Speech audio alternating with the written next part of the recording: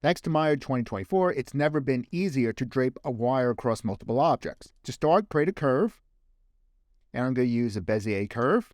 Let's say I want the wire to go from here, up here, down here, back up here, down to that, and over here. Just click out the curve where you know you'll want your points. And yes, it's gripping to the grid right now. We'll change that in a moment.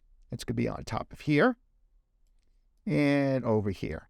So there's the curve that was created. Next step is to convert this into a cool looking wire. And to do that, with this curve selected, go to Create, Sweep Mesh. And we'll come back to this in a moment. Right now it's a little thick. Let's scale this down. Increase the number of sides. Give it another color other than this. And we'll fix the kinks in there in a moment. Assign new material. And I'm going to use a standard surface material. Let me make this green. Selecting the line again. Going under Sweep Mesh Creator. We increase the number of sides, but it's still bunched up in places. To fix it bunching up, go under Interpolation. Instead of Precision Mode, go to Start End. And this allows you to increase or decrease the number of segments going throughout it. If you feel 50 isn't enough, feel free to type 100 or more. To get it on, get this wire onto here and then play with the wire a little more. Right now it's a hose more than a wire. And that thickness again is controlled by the scale. So making it a lot thinner. There you go. I'm going to move this aside for a moment. Select these objects. These are the objects I want to drape this wire across before playing with it a little more. In Maya 2024, what's new is that you can have multiple objects act as the live surface for any object. So selecting this object, right-clicking, Control Vertex. Selecting this vertex right there. Move tool, and it's already going to snap up here. Now, if you need it to curve a little bit, let me right-click on that line again. If I need the tangent to spread out a little bit, so selecting the line again, right-click, Control Vertex. There's the tangent point right there, and you could just yank that out. Now, when you're doing that, you could be also gripping to that surface. Just turn off the Make Live tool, and then you're free to adjust the tangents.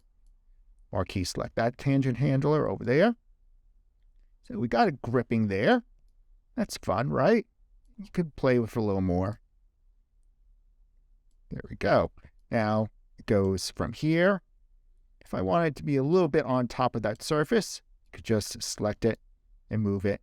I have live off right now, but if you want accuracy, turn live back on. All right, I'm going to turn it back on for this one where we're going on top of the table. I'll select this one and this one. I could select this one as well, but only select what you really need. Let's pretend I'm going to do both these at the same time. So turning live back on, marquee select that line, right click on it, Control Vertex. And if there's no good vertex here in the middle, which there isn't really, I want one right here. Instead of Control Vertex, I'm going to go to Curve Point right here and click here, right on that line. And that has the potential to add a new curve point in. It's going to Curve, Insert Knot. Right click on the line, go back to Control Vertex.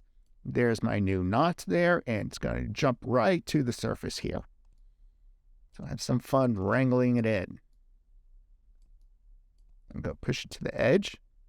This is another situation where, whoops, don't want that to happen, where you want to turn off the live surface for a moment and just drag out that tangent. Let's look at the next Control Vertex. That's right here. Going to make this surface live, so selecting these two, make them live. Clicking here, right-click, Control Vertex. Clicking right there.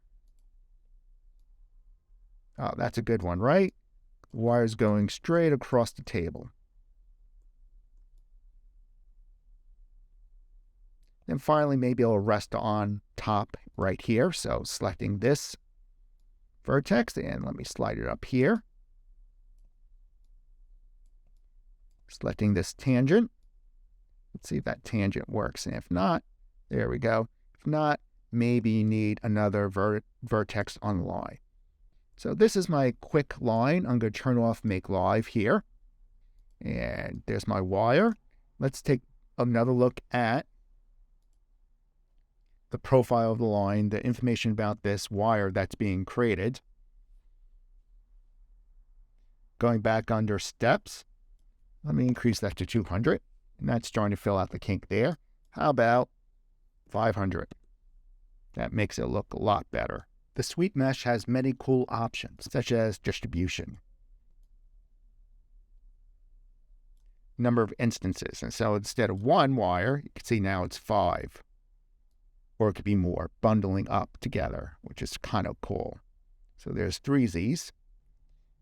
Go under twist, under transformation twist, and that will rotate them around. So if I want 10, just type in 10 if you hit the limit of 2. And tapering could be fun as well. So now you have this cool twisted line going across multiple objects. And it's like, oh, wait, it didn't hit the floor. Well, it did hit the floor, it hit the ground plane. Problem was my objects were a little higher up. So let me go fix that now, and I'll fix that by just going to the initial point here. So let me select this. And my live surface is turned off. Let me select this. Control vertex, selecting that vertex, and just pulling it down to the ground like it should be.